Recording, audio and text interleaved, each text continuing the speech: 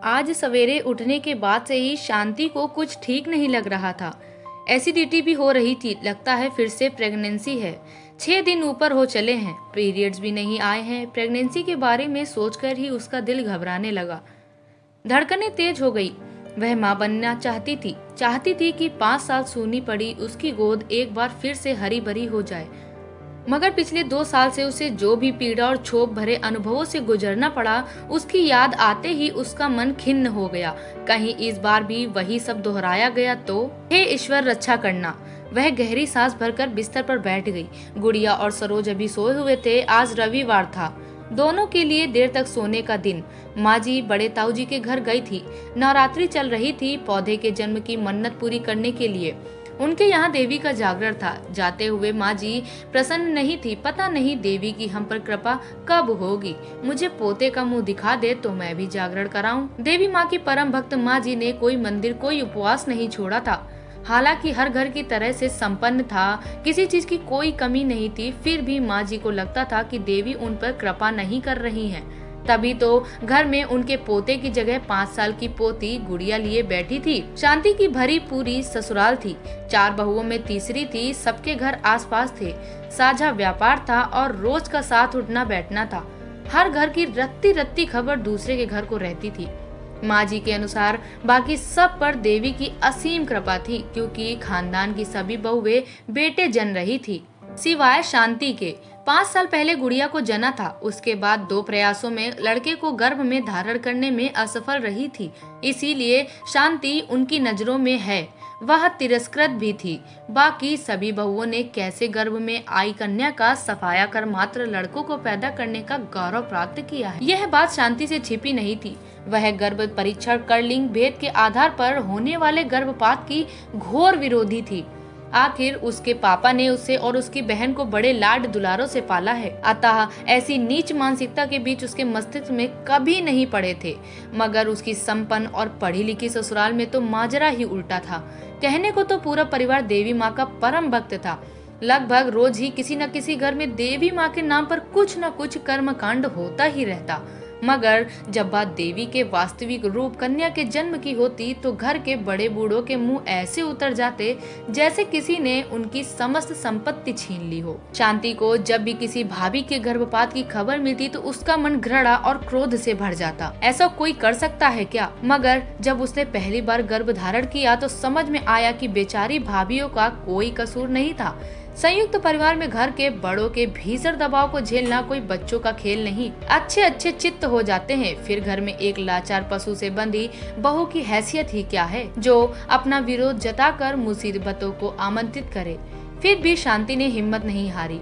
Saroj, please, ये हमारा पहला बच्चा है, मैं इसे अवश्य जन्म दूंगी। मैं तुम्हारी मनोस्थिति समझती हूँ शांति, यह तुम्हारा ही नहीं मेरा भी बच्चा है। माँ को तो मना लूंगा, मगर यह जो रिश्तेदारों की फौज आसपास जमा है, जो आग में घी डालते हैं, उसे कैसे निपटूं? सरोज भी परेशान था। चाहे जो भी हो, मैं सोनोग्राफी नहीं कराऊंगी। जैसे भी हो, माँ जी को तुम्हें मनाना ही पड़ेगा, शांति बोली। बच्चे को लेकर शांति किसी भी समझौते को तैयार नहीं थी, अतः एक योजना के तहत शांति मायके चली गई। और जब माँ जी को उसके गर्भ की खबर लगी तब गर्भपात के लिए बहुत देर हो चुकी थी। पहला बच्चा था, इसीलिए शांति की नासमझी का नाटक माँ जी समझ नहीं पाई। फिर गुड़िया का जन्म हुआ था, जिसे माँ जी ने मुझे मन से स्वीकार किया। उसके जन्म पर ना तो कोई जागरण हुआ, ना ही बधाई के गीत गाए गए, मगर शांति और सरोज खुश थे, कोई और खुश हो या ना हो। वह अपनी नन्ही सी जान को बेहद प्यार करते थे। 2 साल बाद शांति फिर गर्भवती हुई, पर इस बार माँ जी पूरी तरह से सजग थी। वह पहली भूल को किसी भी कीमत पर दोहराना नहीं चाहती थी। शांति की छोटी से छोटी हरकत पर भी उनकी पहली नजर होती थी। वह बच न सकी। माँ के इमोशनल ड्रामा, रोने धोने और कलेश से बचने के लिए सरोज अनचाहे मन से ही सही शांति पर दबाव डालने लगी। शांति, माँ को हर बार संभालना मेरे लिए संभव नहीं है। पिछली बार तुम्हारी बात रह गई थी, लेकिन इस बार माँ की ही हो जाने दो। घर का तनाव मुझे बर्दाश्त नहीं होता। मैं शांति से जीना चाहता हूँ। घर की हर बात माँ जी रो धोकर नमक मिर्च लगाकर ऐसे पूरे कुटुंब में पेश करती थी कि सबकी नजरें सरोज और शांति की ओर टक जाती थी। रोज रोज के कलेश से बचने के लिए शांति ने भारी मन से परिस्थिति से समझौता कर लिया था। तब से अब तक 2 बार गर्भ हत्या का दंश झेल चुकी शांति फिर से इसी मोड़ पर आ खड़ी थी। आप बीती सोच सोचकर शांति का सर भारी हो चला। वह रसोई में चाय बनाने चल दी। रसोई में काम वाली बाई शांता बर्तन धो रही थी। चाय बनाते वक्त शांति को मितली आ गई और वह बाथरूम की ओर भागी। का दीदी, कोई खुशखबरी है का? शांति के कुछ कहने से पहले ही हाँ समझ शांता ने अपना अंदाजा पक्का मान लिया। चलो अच्छा है दीदी, गुड़िया कब तक अकेली खेलेगी? उसे भी तो कोई साथी चाहे, संग खेलने वाला। अकेले बच्चे का घर में बिल्कुल भी जी ना लगे है। अच्छा, तेरे कितने बच्चे हैं? शांति ने पूछा। कितने का? बस एक ही बिटिया है मेरी, अब तो सयानी हो गई है, 10वीं में पढ़े है। बताते हुए शांति का चेहरा गर्व से दमक उठा। क्यों, दूसरा नहीं किया? उसके बाद क्या बताऊं दीदी, उसके जन्म पर ही इतनी कलेश पड़ गई थी घर में। इसके बखत धोखे से डॉक्टरी जांच करा दी थी मेरी। मैं ठहरी अनपढ़ गंवार, मुझे तो कुछ पता ना था। छोरी जान पेट गिराने को पीछे पड़ गए, मगर मैं तैयार ना हुई। भला बताओ तो दीदी, अगर मेरे माँ बाप मेरे साथ ऐसा करते तो मैं कैसे आती इस दुनिया में? फिर क्या हुआ? शांति ने उत्सुकता से पूछा। होना का था दीदी, मैंने अपनी सास और मर्द को जो खरी खोटी सुनाई कि पूछो मत। मैंने साफ कह दिया कि माना मैं अनपढ़ गंवार हूँ, मगर हाथ पैर से सलामत हूँ, कैसे भी करके अपना और अपनी छोरी का पेट पाल सके हूँ। तेरे दरवाजे पर ना आऊंगी रोटी मांगने। मेरी कोख की तरफ आंख उठाकर भी देखा ना तो अच्छा ना होगा। बस मेरी सास ने मुझे घर से निकलवा दिया और तेरे आदमी ने नहीं रोका तुझे। वो क्या रोकता, वह तो अपनी माँ का पिछलग्गू था। मैंने भी सोचा, अरे हटाओ ऐसे मर्द को जो दुख दर्द में अपनी जोरू का साथ न देकर माँ के पीछे जो जा छुपा, जो अब काम न आया। कुछ बुरी पड़े पर क्या काम आएगा। बस दीदी, अब तो खुद कमा खा रही हूँ और बिटिया को पढ़ा लिखा रही हूँ।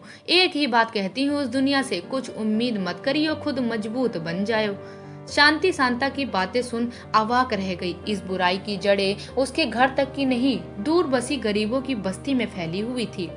तुम लोगों में भी होता है यह सब? शांति ने हैरानी से पूछा। होता क्यों नहीं दीदी, हम ठहरे गरीब, सिर पर खर्चा पड़े, वह कैसे भगाएं? खैर जाने दो, हम लोगों में तो यह सब चलता ही रहता है। हम अनपढ़ में कहाँ इतनी अकल की छोरी छोरा का भेद करें। जे छोरी की किस्मत भली होगी, उसे भगवान आप जैसे के घर भेजे हैं। अपनी गुड़िया को ही देख लो, रानी बना कर रखे हैं, राज कर रही है घर पर। शांता दर्द भरी आवाज में बोली। शांता की आखिरी बात शांति के दिल को तीर की तरह भेद गई। इसे क्या पता गुड़िया के अस्तित्व की रक्षा के लिए कितने प्रयत्न करने पड़ रहे हैं उसे बेटियों को मारने का। चलन अनपढ़ से ज्यादा पढ़े लिखे संपन्न परिवार में है, जो अपना जीवन भगवान की इच्छा से नहीं बल्कि अपने समीकरणों पर जीना चाहते हैं। क्यों हर तरह से संपन्न परिवार की लड़की के जन्म को भारी मन से लेता है। पता नहीं वह कौन सी मानसिकता है जो उन्हें अपने ही अंश को नष्ट करने के लिए उकसाती है। शांति चाय लेकर अपने कमरे में आ गई। अब उसे चाय पीने का मन ना हुआ। जो कुछ उसके सामने आने वाला था उसके लिए वह अभी भी तैयार नहीं थी। शांता की बातें उसके कानों में अभी भी गूंज रही थी। देखने में दुबली पतली छीड़ सी काया वाली शांता, मगर भीतर कितनी हिम्मत और कितनी साहसी है। एक अनदेखे अजन्मे बच्चे के लिए एक ही झटके में सब कुछ छोड़ दिया। न समाज की चिंता, न सिर पर छत की, न पति का मोह। मुझ में क्यों नहीं इतनी हिम्मत? मैं तो सरोज के बिना रहने की कल्पना भी नहीं कर सकती। मैं तो पढ़ी लिखी होकर भी शांता के आगे कुछ नहीं। मैं क्या हूँ? मैं एक जीती जागती इंसान या एक खिलौना जिसे चलाने वाला रिमोट कंट्रोल दूसरे के हाथ में है। शांति समय के विचारों में बुरी तरह से उलझी थी। बाहर निकलने का कोई रास्ता नहीं सूझ रहा था। सरोज उठकर अपने दैनिक कार्यों में व्यस्त हो गया। शांति उससे कुछ न कह सकी, पर वह अजीब सी कश्मकश में थी। थोड़ी देर में माँ जी भी आ गई। शांति की खराब तबीयत की वजह से समझ आते ही माँ जी खुशी से फूली नहीं समाई और बोली, मैं जानती थी ऐसा ही होने वाला है। देवी माँ मुझे निराश नहीं करेंगी। उसने तो रात को ही मुझे ध्यान में बता दिया था कि तेरे घर पोता आने वाला है। अपनी तीव्र इच्छाओं की पूर्ति की खबर सपना या कल्पना में अपने इष्ट देवी देवताओं से सुनी ईश्वरवाणी नहीं, बल्कि अपने ही मन का भुना भ्रमजाल है। यह बात माँ जी नहीं समझती थी। शांति की पिछली प्रेगनेंसी में भी देवी ने उन्हें सपना देकर बताया कि पोते की खबर दी है, जो बाद में निर्मल सिद्ध हुई थी। मैं सीमा को फोन कर देती हूँ, वह समय पर जांच कर लेगी। माँ की बात सुन सरोज अस्वीकार भाव से शांति की ओर देखा। शांति के मन की पीड़ा उसकी आंखों में साफ झलक रही थी, जिसे समझकर भी वह कुछ न कह सकी। शांति को तीसरा महीना चढ़ चला था। माँ जी शांति से सोनोग्राफी का अपॉइंटमेंट ले चुकी थी और परिणाम अनुकूल न होने पर गिराने का इंतजाम भी पुख्ता था। वैसे तो हमारे देश में लिंग परीक्षण अपराध की श्रेणी में आता है। मगर कुछ अतिरिक्त सुविधा शुल्क देखकर कौन सी ऐसी सुविधा है जो खरीदी नहीं जा सकती। शांति के साथ क्लिनिक में सरोज को न भेजकर माँ जी स्वयं जा रही थी, क्योंकि उन्हें अपने बेटे पर पूरा भरोसा न था। कहीं शांति की बातों में आकर पलट गया तो उसकी उम्मीदों पर पानी फिर जाएगा। शांति की सोनोग्राफी हो चुकी थी, आशाओं पर एक बार फिर पानी फिर गया था, मगर वह नियति के आगे घुटने टेकने को तैयार नहीं थी। जैसे जैसे गर्भपात का समय पास आ रहा था, शांति की बेचैनी बढ़ती जा रही थी। उसका अंतर्मन चित्कार रहा था, मत होने दे यह अनर्थ शांति, बहुत हुआ, अब तक यूं अपने ही खून की आत्महत्या का पाप धोती रहेगी। क्या तू शांता से भी गैर गुजरी है? जब वह अपनी कोख की रक्षा के लिए सब कुछ त्याग सकती है तो क्यों नहीं त्याग सकती? ज्यादा से ज्यादा यही ना कि तुझे घर छोड़ना पड़ेगा, मगर अपनी बच्ची को कम से कम जीवित तो देख पाएगी। वह नन्ही सी जान पूरी तरह से तुझ पर आश्रित है। सोचती होगी कि मैं अपनी माँ की कोख में सुरक्षित हूँ, मेरी माँ है तो कोई मेरा क्या ही बिगाड़ सकता है। चैन से सोई होगी वह, क्या बीतेगी उस पर जब जानेगी कि अपनी कोख में सहजने वाली माँ ही आज प्राण घातिनी बनी हुई है। मत कर ऐसा, अन्य उसके साथ आज सरोज के प्यार की भी परीक्षा होने दे। हर बार गलत फैसलों के लिए मंत्र सम्मान के नाम पर माँ के साथ खड़ा होने वाला आदमी क्या एक सही फैसला के लिए तेरे साथ नहीं खड़ा हो सकता? और अगर वह अभी तेरे साथ खड़ा नहीं हो सकता तो फिर ऐसे पति से क्या उम्मीद करना? वह तो जीवन के किसी भी मोड़ पर तेरा साथ छोड़ सकता है। तो इतनी गैर गुजरी भी नहीं है तू अपनी बच्चियों का भार उठा सके। बस जरा सी हिम्मत कर शांति। शांति चलिए। नर्स की आवाज सुन शांति का शरीर जैसे कट का हो गया। जैसे तैसे वह खड़ी हुई, मगर पांव नहीं हिला पा रही थी। यह मुझसे नहीं होगा माँ जी, मैं ये नहीं करूंगी। गले में फंसा निर्णय पूरे आवेश के साथ बाहर निकला। सरोज जिस कलेश के आगे नतमस्तक था, वह आज पूरे तूफान पर था। बहुएं घर बसाने के लिए होती हैं, उजाड़ने के लिए नहीं। मेरे वंश का खात्मा करने पर तुली हुई है, यह कहे देती हूँ। सरोज, या तो इसे समझा ले, वरना इसका हमसे कोई नाता नहीं रहेगा। माँ जी गुस्साई आवाज में बोली। ना रहे तो ना सही माँ जी, मैं इसके लिए तैयार हूँ, मगर इस बार अपनी कोख पर आंच ना आने दूंगी। मेरा निर्णय नहीं बदलने वाला। आगे जैसी आपकी मर्जी। मैं आज ही यहाँ से अपनी बेटी को लेकर चली जाऊंगी। शांति की वाणी और भाव दोनों शांत थे। अनवरत मानसिक द्वंद्व के तूफान एक निर्णय पर आकर ठहर गए थे। अब वह हर परिस्थिति का सामना करने के लिए तैयार थी। कोई कहीं नहीं जाएगा। माँ, शांति ने जो किया ठीक किया। मैं खुद भी यही चाहता था, मगर न जाने क्यों चाह कर भी साहस नहीं कर पा रहा था। अपनी 2 बेटियों की हत्या की ग्लानि अभी तक है मुझे, तीसरी के झेलने की शक्ति नहीं मुझ में। हिम्मत करके सरोज बोला, ये क्या कह रहा है तू? इसके साथ साथ तेरा भी दिमाग सिर फिर गया है क्या? मरने के बाद कोई क्रियाकर्म श्रद्धा करने वाला भी नहीं होगा तेरा। आत्मा को मुक्ति नहीं मिलेगी। माँ की बातें सुन। इस बार सरोज की सहन शक्ति जवाब दे गई। आत्मा की मुक्ति अपने अच्छे बुरे कर्मों से होती है, किसी के कर्म कांड से नहीं। और आज एक बात कान खोलकर सुन लो माँ, अगर तुमने शांति की प्रेगनेंसी में किसी भी तरह की कोई भी बाधा खड़ी की या उसे किसी भी तरह का तनाव दिया तो हमारी मुक्ति हो या ना हो, तुम्हारी नहीं होगी। क्योंकि फिर मैं तुम्हारे मरने पर ना तो तुम्हारा क्रियाकर्म करूंगा और ना ही पिंडदान।